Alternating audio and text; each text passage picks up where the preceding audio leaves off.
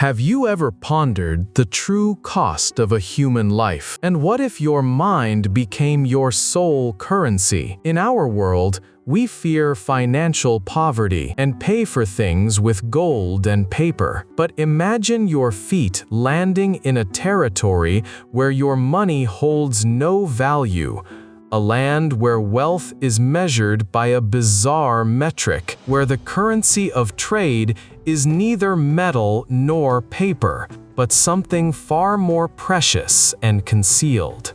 Here, in the land of Zikola, bankruptcy is not merely an insult or deprivation, it is a death sentence. On their greatest day of celebration, the poorest among them is slaughtered, sacrificed for the city's joy after having sold their most valuable possession until nothing remained. In this terrifying landscape, we find our hero, Khalid Hosni, a young man for whom the paths of life in our world had narrowed. Chased by despair after the doors to marrying his beloved were repeatedly slammed in his face, he sought heroism and uniqueness in an ancient, enchanted basement, only to find himself prisoner to a law whose cruelty he had never grasped. Khalid entered a world that stole his money and his family, leaving him with only two choices.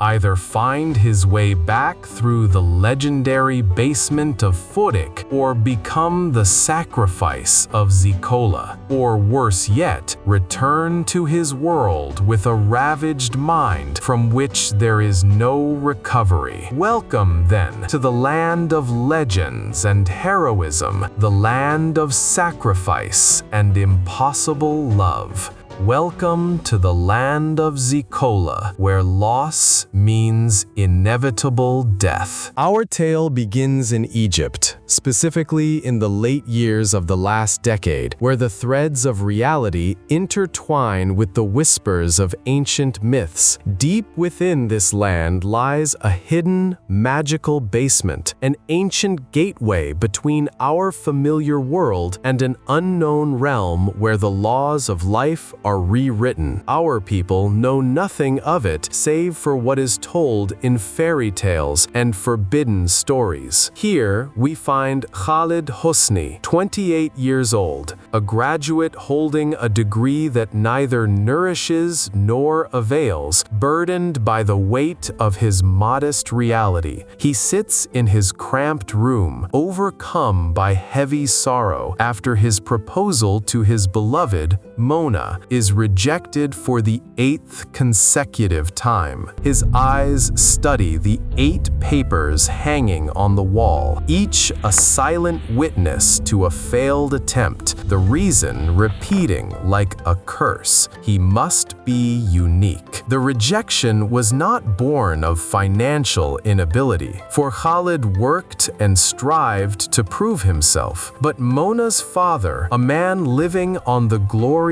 of an ancient victory in the 73 war, did not want an ordinary son-in-law who might rival his alleged greatness. His obsession was to marry his only daughter to someone unique, a legendary hero befitting his madness and arrogance that defied logic. The father saw Khalid as just another man, possessing no distinction worthy of his daughter. Khalid reached his breaking point. He exploded in anger at the arrogant father, his voice rising in a rare challenge. "If you want a hero for your daughter, tell me how to be a hero in your eyes. I will marry Mona, whether you like it or not." Khalid left, having decided in his heart that he would marry none but Mona and that he must find this impossible uniqueness to satisfy the obsession of that mad father. Khalid turned to a warm, old memory, a story his grandfather Abdo used to tell him as a child. The tale of the mysterious basement that ran beneath the town. The grandfather and 3 of his companions had attempted to descend into it 50 years ago, greedy for buried treasure, but they returned terrified, thinking they had escaped cursed jinn and demons, while the true, regrettable cause was merely a lack of oxygen in the dark,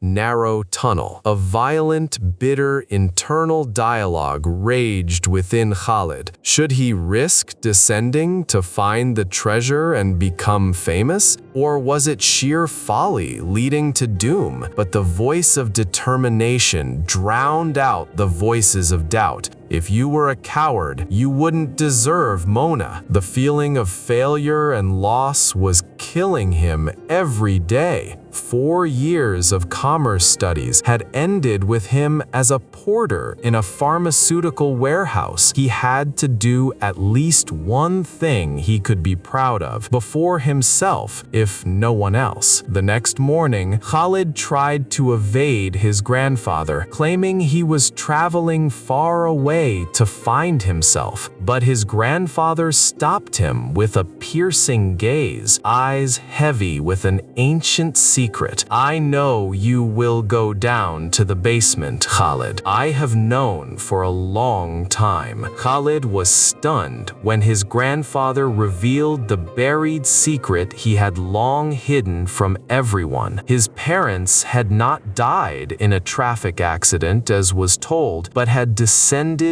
into the basement on a short journey from which they never returned, leaving 2-year-old Khalid in his grandfather's care. Before Khalid could absorb the shock of this bitter revelation, the final blow came from his beloved Mona. He met her, finding her sullen and depressed. She confessed that her father had agreed to a doctor who had proposed to her and had beaten her when she tried to refuse in defense of their love. Khalid realized then that it was no longer about heroism or uniqueness. The father simply did not want Khalid, specifically, no matter what he did. Khalid's heart shattered, feeling a double defeat and betrayal. He tore the 8 rejection papers in hysterical anger, realizing his years of love had been wasted. He turned to his grandfather with a final, irrevocable decision. Mona is lost. The job is lost. I must go down to the basement. I need to do one thing I can be proud of. I need to feel heroic to myself. This failure is killing me. At that decisive moment, Haj Mustafa Aslan, the grandfather's friend, known as the madman of the basement, entered. He revealed that what he and the grandfather had descended into was not the true basement, but merely a tunnel leading to it, and that the lamps had extinguished due to lack of oxygen, not jinn. He then handed Khalid an old book with only 10 worn pages remaining.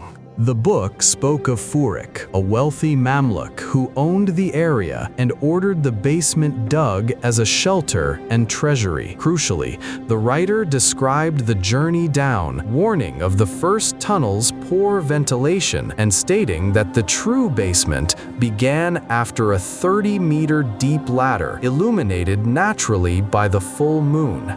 The book ended with a truncated, puzzling sentence. I thought the real treasure was wealth, but I discovered what is far more precious. I discovered that night, the moon was full. Khalid bade farewell to his grandfather, who silently handed him a photo of his parents with tears in his eyes, and set off for the abandoned house, carrying his bag and Furik's book. He moved the rock with difficulty, opened the iron door, and it slammed shut behind him with terrifying force, leaving him in pitch darkness and frightful isolation. Khalid began his journey into the tunnel, delving deeper until he soon felt a terrible suffocation that paralyzed him. He realized he could neither return nor advance. He collapsed, surrendering to despair and exhaustion, but a faint glimmer of light from afar awakened him. He crawled toward the wooden board blocking the door, and with the strength of a desperate man with nothing to lose, he broke it and fell into the deep wooden ladder, where fresh air returned to him. Upon recovering, he shouted with the ecstasy of victory, "Furik's basement, I am here!" He continued his descent to find himself in a wider, more ornate and beautiful tunnel. He took a picture of a large mural depicting Furik, but suddenly the ground shook violently. The basement began to collapse around him with a deafening, terrifying roar. Khalid dashed like a madman, losing his bag in the rush, and found himself at a fork in the road. One path collapsed, as if the basement was forcibly guiding him toward an unknown fate. Khalid ran until he saw a blinding light in the distance. He crawled through a narrow opening in the ground, and no sooner had he exited than the opening collapsed and sealed completely behind him. He found himself in a barren desert with no crops, no water, boundless and devoid of life under a scorching sun. After hours of despair, he was startled by two strange men running away like madmen. Khalid approached them, asking about the place. They answered in a strange, formal Arabic. Certain of their poverty, Khalid tried to help them with some money from his world, but the man took the money and ate it with disdain. Then the men pointed to a charming, beautiful city glittering on the horizon, saying as they fled, "We are escapees from the land of Zikola. We will never return to it." Khalid wondered how two could flee such a paradise, but curiosity, along with hunger and thirst, drove him toward that mysterious city, the land of Zikola.